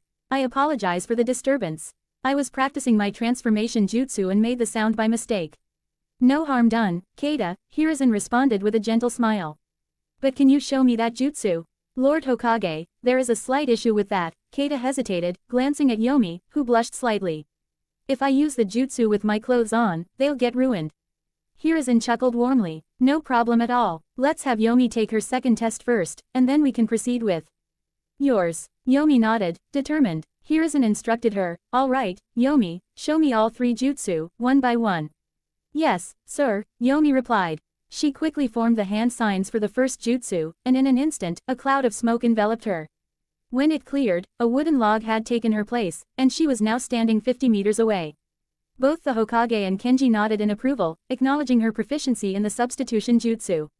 Without missing a beat, Yomi began sprinting toward them, performing hand signs for her next jutsu. Another small explosion followed, and 5 clones appeared, running towards the Hokage and Kenji from different directions. Despite the clever tactic, both experienced ninjas could easily distinguish the real Yomi from her clones. After surrounding them, she dispelled the clones and seamlessly transitioned into the hand signs for her final jutsu, transforming into a perfect replica of Kenji. Hiruzen laughed, impressed by how flawless the transformation was. "Excellent, Yomi, you've mastered all 3 jutsu. You may return to the academy now, we'll follow after Kaida completes his test. Thank you, Lord Hokage, Yomi said with a bow before heading back to the academy. Now, only Kenji, Hiruzen, and Kaida remained on the training ground. The Hokage looked at Kaida and said, "All right, Kaida, you may begin." Kaida nodded and swiftly performed the substitution jutsu, reappearing 100 meters away, double the distance Yomi had covered, showcasing his superior chakra control. He then ran back, forming hand signs for the clone jutsu. Puff 9 clones materialized, each armed with a kunai, rushing towards the Hokage and Kenji at full speed. Once they had surrounded the two, Kaida dispelled the jutsu, knowing full well that the experienced ninjas had been tracking his real form all along. After these two jutsu, Kaida did something unexpected. He began to remove his clothes, leaving only his underwear. Neither Hiruzen nor Kenji reacted, remembering Kaida's earlier warning about the jutsu's effect on his clothing. Kaida started forming the hand signs for the transformation jutsu. Although he could have performed a standard transformation like Yomi, he knew the Hokage wanted to see the jutsu that had caused the uproar in the village. As he completed the hand signs, a white mist rose from the ground, enveloping his entire body. The mist swirled and expanded, growing larger and more defined. Puff when the mist cleared, Kaida had transformed into a majestic golden lion with a dark golden mane. He adjusted his vocal cords and let out a powerful roar. Ruah-a-a-r-r-r-r-r. The roar was even louder than the one before, sending shockwaves into the forest. Kenji was stunned, realizing that while transforming into an animal wasn't unheard of, Kaida's transformation was extraordinarily detailed and realistic. Even the Hokage was taken aback by the display. After finishing the roar that had caused the previous uproar, Kaida dispelled the jutsu and quickly dressed himself. Once he was fully clothed, Hiruzen spoke, his voice serious. "Kaida, do you realize what you just did?" "Yes, Lord Hokage," Kaida replied. "I transformed into a lion using the transformation jutsu. I've studied in the library and can also transform into a monkey, a dog, and a cat." He assumed their surprise was due to his ability to transform into an animal. Hiruzen sighed, then began to explain, "Kaida, in the standard transformation jutsu, you don't actually become the figure you transform into. It's more like wearing an illusionary skin, which limits chakra use. But you fully transformed into that lion and could still use chakra naturally to enhance the roar. This ability, if developed further, could make Konoha the most powerful shinobi village in the world. So tell me, how did you do it?" "I didn't do anything special, Lord Hokage. I just thought about the anatomy of a lion as we were taught, and this happened naturally," Kaida answered. But he thought to himself, so just thinking about transforming like Ben 10 can bring such results. I should probably keep this to myself for now since I've already shown more than enough to attract the village's attention. 9/23, 1:09 p.m. Ranveer Singh, Chapter 26 Yomi's Reward. Did nothing out of the ordinary, Lord Hokage. Just like we were taught, I focused on the anatomy of a lion, and the transformation happened automatically, Kaida explained, though he was thinking, so just by focusing on transforming like Ben 10, I can achieve such results. I should probably keep this to myself for now, as I've already shown more than enough to make the village invest in us. Even after looking into Kaida's eyes, Hiruzen couldn't detect any deception. After all, Kaida was just a 6-year-old child. What could he possibly gain by hiding something? The Hokage assumed it was simply a special talent Kaida possessed. After a moment, he said, "Very good, Kaida. You can return to the academy now. We will come by shortly to announce the results." "Thank you, Lord Hokage," Kaida replied, bowing respectfully before heading back to the academy. As Hiruzen turned to Kenji, he asked, "What was decided for the elite class students in the third and fourth parts of the academy?" "Sir, it was decided that after learning basic jutsu in the second part, they will learn elemental jutsu based on their chakra affinities in the third part and then gain experience in a specific field of ninjutsu in the fourth part." Exclude Kaida and Yomi from this plan. I will personally oversee their future training," Hiruzen instructed. Kenji didn't doubt this decision, having witnessed the monstrous talent of both students firsthand. Learning all 3 basic jutsu in just 2 weeks was an impressive feat in itself, though he didn't realize it was made possible by their relentless hard work in improving their chakra control. "As you wish, Lord Hokage." They then made their way back to the academy. Kaida and Yomi were sitting in the training area, discussing their exam when they saw Kenji enter the grounds. He approached them and said, "Your exam is now over. Head to the Hokage's office, he will inform you of your results." Both of them nodded respectfully and made their way to the Hokage's office. Since Hiruzen was already expecting them, they didn't have to wait and were allowed to enter directly. "Knock knock, come in. Lord Hokage," they both greeted him with a bow. Hiruzen gestured for them to stand normally with a smile and said, "Both of your performances in the exams were remarkable, so remarkable that I have decided you two have graduated from the Ninja Academy." From now on, you are officially genin. Kaida and Yomi were shocked upon hearing this, as they had expected more time before becoming genin. Seeing their confusion, Hiruzen added, of course, you will still learn what you would have during the remaining time at the academy. I'll explain more in a week. Now, let's talk about the reward you both wanted. The reward you promised us at the entrance exam. Yomi asked. Oh, so you remember. Yes, I'm talking about that reward. Is there anything special you'd like to learn? Yomi, as if waiting for this moment, quickly said, yes, Lord Hokage. Kaida has much more chakra than I do, which allows him to practice more. Can you teach me some ways to increase my chakra reserves? Hiruzen smiled, amused. The last time he checked, both of them had more chakra than any other academy student, but Kaida did indeed have nearly double the amount of chakra compared to Yomi. He nodded and explained, Yomi, do you know what chakra is? Chakra refers to the essential life force energy that exists within every living being in the world. It's depicted as a form of spiritual and physical energy that can be harnessed and manipulated by individuals with the appropriate training and abilities. Yomi recited the definition they had learned at the academy. That's correct. Chakra is made up of both physical and spiritual energy. To increase your chakra reserves, you need to enhance both types of energy in your body. Since both of you already have strong physiques, the physical aspect is covered. However, you need to focus on increasing your spiritual energy to create a better balance between the two, Hiruzen explained. Yomi tilted her head and thought, do we have to pray to increase our spiritual energy? Hiruzen chuckled, no, Yomi. Shinobi don't believe in gods, they believe in themselves. Spiritual energy is related to your brain's capabilities and knowledge. To increase it, engage in activities that challenge your mind, such as playing shogi, which requires strategic thinking. Some people use special pills to boost their chakra reserves, but those often have negative effects on the body and can stunt natural growth. Yomi pondered this for a moment, sorting through the information Hiruzen had provided. She then bowed deeply and said, thank you very much, Lord Hokage. Hiruzen then turned to Kaida and asked, Kaida, what do you want as your reward? Kaida fell into deep thought. He had many desires but hadn't yet sorted out what to ask of the Hokage, especially since he still had nearly a year left before graduating from the academy. However, there was one thing he knew would greatly accelerate his growth and help him achieve many of his future plans.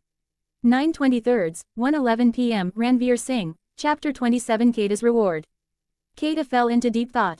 There were many things he desired at the moment, and he hadn't yet sorted out what to ask from the Hokage, especially since he still had nearly a year left before graduating from the academy. However, there was one thing he knew would significantly accelerate his growth and help him achieve many of his future plans. Looking towards the Hokage, Kaida said, Hokage-sama, I read about a jutsu in the library, created by the second Hokage himself. It's a technique that greatly aids in both learning and combat. The jutsu is called the Shadow Clone Jutsu. But no matter how much I searched, I couldn't find it in the library. Could you please teach me that jutsu? Hiruzen was surprised by this request. The knowledge about the Shadow Clone Jutsu was indeed present in the library, but he hadn't expected Kaida to ask about it. Silently praising the boy's luck for discovering such a technique, Hiruzen replied, Kaida, you couldn't find the jutsu in the library because it's classified as a B-rank jutsu, and your current access is limited to D-rank techniques. However, teaching you this jutsu can be arranged. Since I have some free time now, I'll explain the theory behind the jutsu. Tomorrow, I'll teach you how to perform it. Kaida was thrilled at the prospect of learning the jutsu so easily. He had considered trying to steal the scroll like Naruto did in the original story but had wisely dismissed the idea, knowing he didn't have plot armor to save him if caught. Yomi, on the other hand, fidgeted nervously. The jutsu they were discussing would undoubtedly make Kaida even more powerful. Sensing her unease, Hiruzen smiled in amusement and said with a light laugh, Haha, Yomi, you can also learn this jutsu alongside Kaida. Since he got to hear about your reward, it's only fair that you share his, right? Yes, Yomi shouted, but then, realizing her outburst, she blushed deeply and tried to shrink into herself. Wishing she knew a jutsu that could make her invisible, Hiruzen, still smiling, began to explain the jutsu to them. The Shadow Clone Jutsu is quite different from the basic clone jutsu you already know. As you're aware, the basic clone jutsu creates an illusion meant to distract, but it can't physically interact with anything. In contrast, a shadow clone is a tangible copy that can fight, use jutsu, and even take damage. He continued, many elemental clone techniques, like the earth clone used by Iwagakure, are physically robust and can perform earth-related jutsu. The shadow clone, however, is unique because it retains the memories and experiences of the clone, which are transferred back to the caster upon the clone's dispelling. This feature is what makes the Shadow Clone Jutsu so valuable for training. Kaida listened intently but couldn't help asking, Hokage-sama, if this jutsu is so superior to the basic clone jutsu, why isn't it taught at the academy? The answer is simple, Hiruzen replied. The chakra cost of this jutsu is quite high. Most academy students, or even genin, don't have the chakra reserves necessary to perform it. Even some chunin struggle with it. The shadow clone jutsu requires a significant amount of chakra because the clone needs to carry all your memories and instructions, as well as enough chakra to sustain itself. If the clone's chakra depletes below a certain threshold, it disperses, and you receive its memories. If it self-disperses before running out of chakra, some of the chakra is returned to you along with the memories. Hiruzen had covered the essential points of the jutsu, and after explaining this, he asked if they had any questions. Yomi timidly raised her hand. Yes, Yomi, Hokage-sama, if even some chunin can't perform this jutsu, will I be able to? That's what I was about to check, Hiruzen said kindly. Come here, both of you. I'll see if you have enough chakra to perform the jutsu. Both of them stepped forward, and Hiruzen extended his chakra to assess theirs. After a moment, he smiled. Congratulations, you both have enough chakra to learn the jutsu and create at least one shadow clone. Kaida, you can create two, but they won't have much chakra left for other jutsu. Both Kaida and Yomi smiled at this news, but then Kaida raised his hand. Hiruzen nodded for him to speak. Hokage-sama, could you tell us how much chakra we possess compared to others? Hiruzen thought for a moment, considering the best way to explain, and then decided on a simple approach. If we consider the chakra of a civilian at 1 unit upon awakening, Yomi, you have about 15 units of chakra. As for you, Kaida, you have approximately 32 units.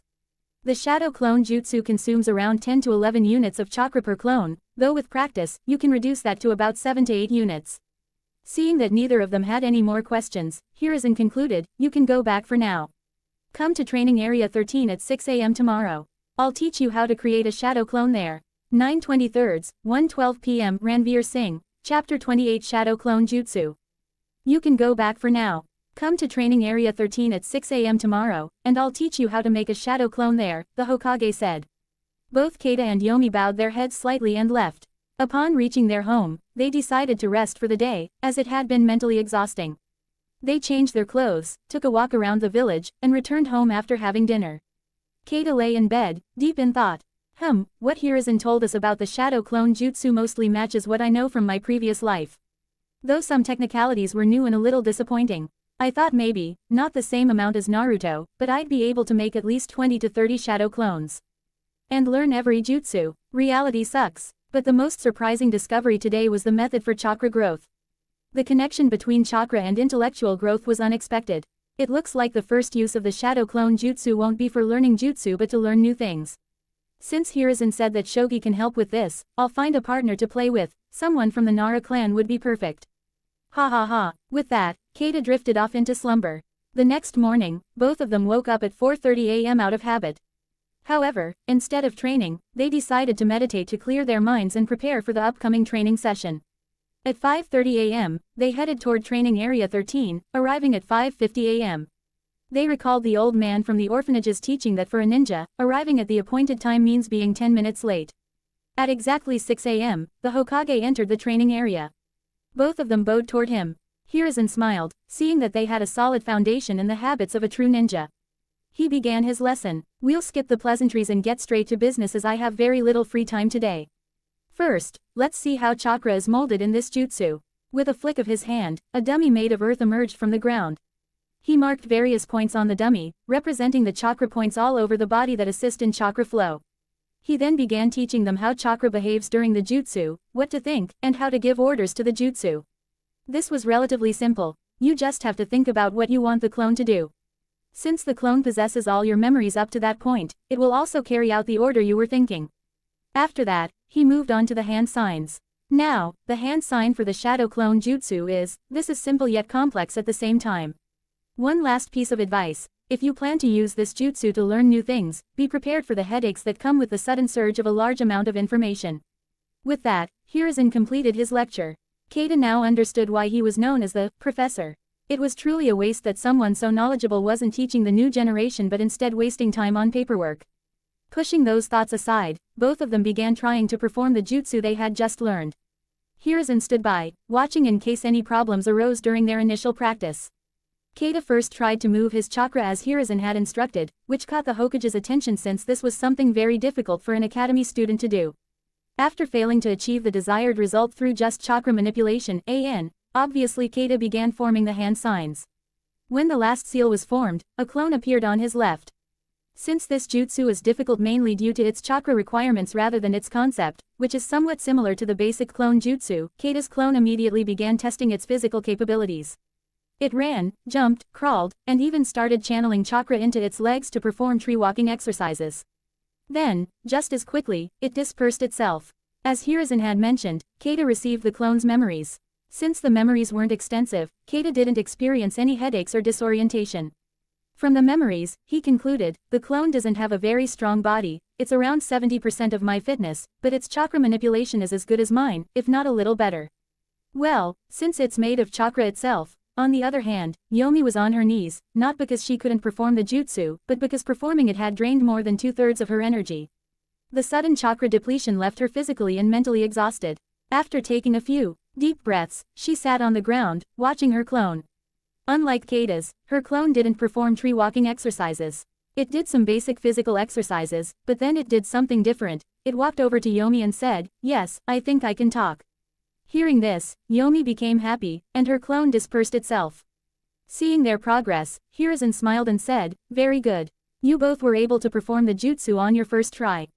Excellent work. Now, continue to practice for a week and come to my office next Monday. We'll discuss what to do next." "Thank you, Lord Hokage," they both said, bowing. Hiruzen then returned to his office using the body flicker jutsu. 9/23, 1:14 p.m. Ranveer Singh, Chapter 29 Uncertain Future. Since they had nothing left to do, they went back to their house and decided to start training after 2 hours. Kaida just realized that he was in big trouble. Since they will be graduating from the academy this early, Root or Danzo may take an interest in them and try to recruit them. Yes, the Root, a crazy organization controlled solely by Danzo. They have to do anything he says, even if they know it's suicidal, and they even have a seal on them so they can never betray him. Well, if someone is in Root, it can be said that they are fucked up. At first, he was sure that Hiruzen would protect them since the village was in dire need of ninjas and all, but now if Danzo tries a little harder, Hiruzen may give 2 orphan ninjas to him, as he has a soft spot for Danzo. But then a spark emerged in Kaida's eyes. He was not just some random orphan, he had Uchiha blood in him. The Uchiha are strict about the secrets of their Kekkei Genkei, the Sharingan is their closely guarded secret. Even though the chances of him unlocking a Sharingan are low, it's still possible. So, he's pretty sure he's safe until the Uchiha massacre. That means he has roughly 6 years to build his strength to the point where he doesn't have to worry about Danzo or Root. But this leads to another major problem. If they try to kill all the Uchiha after 6 years, he may be their target. This means he has to be strong enough to at least escape from someone of Itachi's caliber. After sorting out his current problems in his mind, he began meditating and formed a plan to effectively use the weak while staying low-key. Don't worry, he won't be like, even though I'm powerful, I should hide my powers. No, it's just that he won't go around flaunting his growth and power smiley face. After 2 hours, they started their training for the shadow clone jutsu, though only Kaida was able to train properly. Yomi was not able to make shadow clones easily, she had to wait some time after making one shadow clone to rest. If we go by Hiruzen's way of evaluating chakra, she has 15 units of chakra and uses 11 units to make a shadow clone. This sudden use of a massive portion of her chakra is taxing for her mind and body. Even when her chakra returns after the clone disperses and she gets 7 units back, the mental strain remains, so she can't continuously practice this jutsu. She still decides to practice and try to reduce the chakra cost of the jutsu. Kaida, on the other hand, can make 2 shadow clones and, after some time, even a third. After making the third clone, Kaida noticed something. You recover the chakra you lost after making a shadow clone. But there is a certain amount that you can't recover until the clone disperses. Also, there is a maximum number of clones you can make at a time, as it also depends on your mental capacity, not just chakra. This is my theory, even after performing shadow clone jutsu, you will recover some chakra. So, what will stop you from becoming a shadow clone making factory? Yes, it also depends on your mental capacity. So, the more chakra you have, the more your mental capacity, and the more clones you can make. Also, clones lose some chakra over time, so after a while, they will automatically disperse. Since this clone is too OP, I decided to nerf it down a little. For 2 days, they only trained in the shadow clone jutsu. They didn't just keep performing the jutsu, Rather, after performing it, they and their clones would sit and try to come up with ways to reduce the chakra usage of the jutsu. Kaida had the upper hand since he had 4 brains thinking for him compared to Yomi, who only had 2. But since it wasn't a competition, Kaida and Yomi shared their findings from time to time. Because of this, they were somehow able to reduce the cost of the shadow clone jutsu to 9 units of chakra. Sadly, Kaida and Yomi's max number of clones didn't increase. Yomi, however, was still happy that they were training like this. They decided to focus mainly on the shadow clone jutsu and put a hold on chakra control exercises, though they still did physical exercises as they had already decided not to stop doing that. Being physically fit was very important for a ninja. It also helps increase chakra reserves, so physical exercise is constant. But now that they don't have to go to the academy, they have sufficient time to practice the jutsu. They even decided to stop eating out and just eat nutrition bars for a week, focusing solely on their jutsu training. By investing nearly 28 hours in shadow clone jutsu training, they were able to achieve something that would have taken them months. When Hiruzen said they could perform this jutsu with just 6 to 7 units of chakra, he was talking about Jonin who have years of experience and training. On the morning of the 3rd day, Yomi, I think the max number of clones somehow depends on the size of your chakra reserves. So, if we want to increase the max number of clones we can make, we should work on increasing our chakra reserves, Kaida said. I think so too, and I'm in dire need of increasing my chakra reserves. But that means we have to focus on learning boring stuff now. Well, since it's important, let's do it, Yomi said with great reluctance. But the main reason she wanted to increase her chakra reserves was so that she could always stay with Kaida. 9:23, 1:17 p.m. Ranveer Singh, Chapter 30 Close Call. Yomi was a neighbor of Kaida. As Kaida's parents were out on missions most of the time, he usually stayed at Yomi's house. Needless to say, they became friends during that time. When the Nine Tails attacked the village, both of their parents died. However, before Kaida's parents died, they were able to save Kaida, Yomi, and many more civilians. Unfortunately, they were not able to save Yomi's parents. When they were brought to the orphanage, Kaida became a supporting pillar for Yomi, who cried for many weeks after the incident. Kaida tried to stay strong for her and cried alone so that Yomi would not see him and remember those bad feelings. Before his death due to that fight, Kaida always tried to make Yomi smile. On the other hand, Yomi was devastated after her parents died, and the only person who remained with her was Kaida. That's why when he said that he would become a ninja, she became downhearted. Only when he said that she would also become a ninja with him did her heart stop aching. He was the reason she continued the grueling training daily, so that she could always be with him and protect him from danger, as he was the last person she could call family. Slowly but continuously, this became an obsession for Yomi. On the other hand, when Kaida first came into the body, he thought he had just inherited the body of the boy. But the reality was different, he not only received the memories but also the feelings and emotions of Kaida. So, it was more like Kaida received the memories of a 13-year-old boy from Earth, but since a person is just a collection of different memories, it would be more correct to say that somehow 2 people merged on that day. So, he felt genuine care for Yomi and felt the same way for her as she felt for him, except for the obsession. Since they had decided to focus on increasing their chakra reserves, Kaida and Yomi made 3 and 1 clones, respectively, and all 6 of them went to the library to learn about many things, such as the world and its geography, tactics to use in fights, and even biographies of various ninjas, mainly written by elite jonins and above. Most importantly, they studied shogi. Each of them went to a different section and started reading. Each of Kaida's clones went to Yomi and explained the topic they read, and Yomi's clones did the same. They dispersed themselves before the information became too overwhelming and caused severe headaches from receiving memories. At lunch, they just went out for a stroll as by then, all the clones had dispersed. After eating a nutrient bar, they went back to the library and started absorbing knowledge again. They repeated this for 4 days, and by the end of the 4th day, they had already read and understood most of the books in the civilian section. Now, they had a basic understanding of many things in the world. They also started playing shogi at night, one game with each other and another between their clones. On the 4th day, when they were reading books in the E and D sections of the library, they discovered a book on the topic of spiritual energy. When they read the book, they understood that what Hiruzen had told them was right. Spiritual energy increases with an increase in knowledge and the thinking capacity of the mind. But at some point, it will stop increasing with just knowledge and will fully depend on experience. This means it will also increase gradually, like physical energy, through experiences of friendship, helping others, using others, or being betrayed. Everything counts and increases your spiritual energy. Since they still had quite a large margin where they could increase their chakra by increasing knowledge, they decided to continue increasing their chakra knowledge for the time being. While they were learning in the library, another debate was taking place between some of the most powerful people in Konoha. The work in the shadows requires specialty and talent. I need those too so that our village will remain peaceful. Don't try to persuade me like with other orphans, Danzo. I know how most of them don't even have a say left in their own lives, you control them like puppets. And using the same reason, you have already added many young talents to Root. Don't forget, one of them has Uchiha blood.